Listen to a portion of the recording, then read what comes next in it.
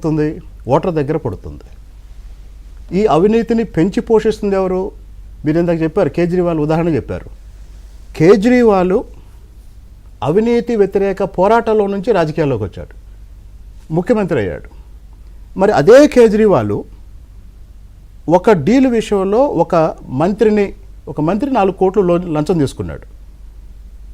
లంచం తీసుకున్న విషయం తెలిసి కూడా కేజ్రీవాల్ ఆ మంత్రిని సమర్థించాడు, కొనసాగించాడు.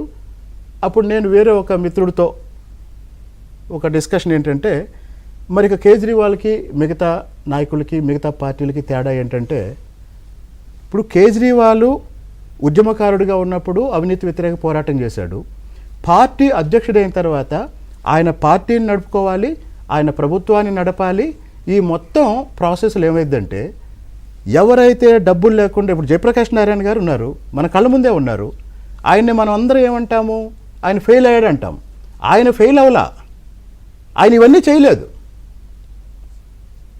ఆయన చాలా క్లియర్గా చెప్పాడు, ఓటు ఇవ్వకుండా, నోటు ఇవ్వకుండా ఓటు అడిగాడు.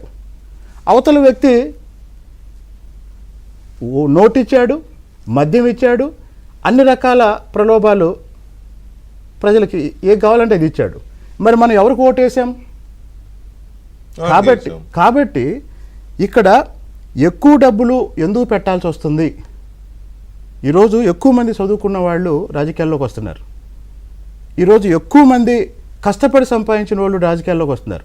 మీరు చెప్పండి, మాగుంట శ్రీనివాసరెడ్డి గారు ఉన్నారు. ఆయన రాజకీయాల్లో ఎప్పుడైనా అవినీతి ద్వారా ఏమైనా సంపాదించాడా? ఇట్లాంటి వాళ్ళు చాలామంది ఉన్నారు. అయితే మనకి అవినీతి ద్వారా సంపాదించలేదు, కానీ ఆయనకు ఆల్రెడీ డబ్బు ఉంది కాబట్టి రాజకీయాల్లో మీరు ఇంకో మీరు ఒక మాట అన్నారు, 150 కోట్లు 180 కోట్లు ఖర్చు పెడుతున్నారు కదా అని.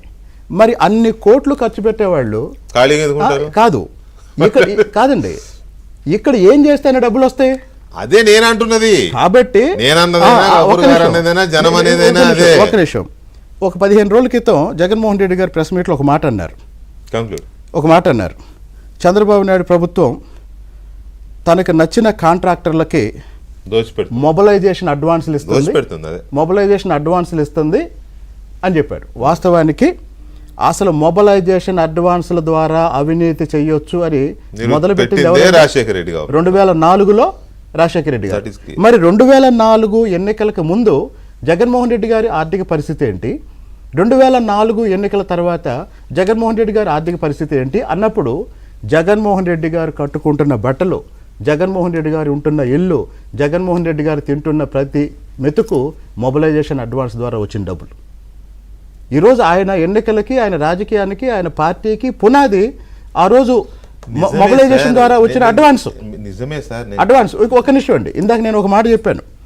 రాజశేఖర్ రెడ్డి గారి ప్రభుత్వంలో జరిగిన అవినీతి గురించి సంవత్సరాల తరబడి చర్చ జరుగుతుంది. అదే ప్రభుత్వంలో ఒక అత్యంత నిజాయితీపరుడైన ఒక నాయకుడు ఉన్నాడు, కూతురు పెళ్లికి అప్పు కూడా చేశాడని ఇప్పుడు చెప్పా కదా. ఇలాంటి ఒక నిమిషం అండి, ఇలాంటి వాళ్ళు ఈరోజు అసెంబ్లీలో కూడా 175 నియోజకవర్గాల్లో మెజారిటీ నిజాయితీగా సంపాదిస్తున్న వాళ్ళు, నిజాయితీగా పనిచేస్తున్న వాళ్ళు. అయితే గాలి జనార్దన్ రెడ్డి లాంటి వాళ్ళు ఇంకొకళ్ళు మనకి రాష్ట్రం మొత్తం మీద ఒక 5, 10 మందే ఉంటారు. ఈ 5-10 మందిని చూసి కాదు, ఇప్పుడు మీరు చెప్పారే రాజశేఖర రెడ్డి గారి గవర్నమెంట్ లో ఒక లీడరు పెళ్లికి అప్పులు దొరకలేదని, కూతురు పెళ్లి, అలాంటి వాళ్ళు 5-10 మందే ఉంటారు. గాలి జనార్దన్ రెడ్డి, జగన్మోహన్ రెడ్డిలే మొత్తం ఉంటారు. ఒకవేళ మొత్తం ఉంటే ఏమైతే తులసి మొక్కలు మొత్తం ఉంటే ఏమైందో తెలుసా? తెలంగాణ ఎన్నికల్లో, ఆంధ్రప్రదేశ్ ఎన్నికల్లో ఈ అవినీతికి సంబంధించి ఏం జరిగిందో ప్రజలు చూసి ఈ అవినీతికి సంబంధించి వాస్తవానికి 2 రాష్ట్రాల 2 కుటుంబాల అనే చర్చ జరిగి ప్రజలు తీర్పు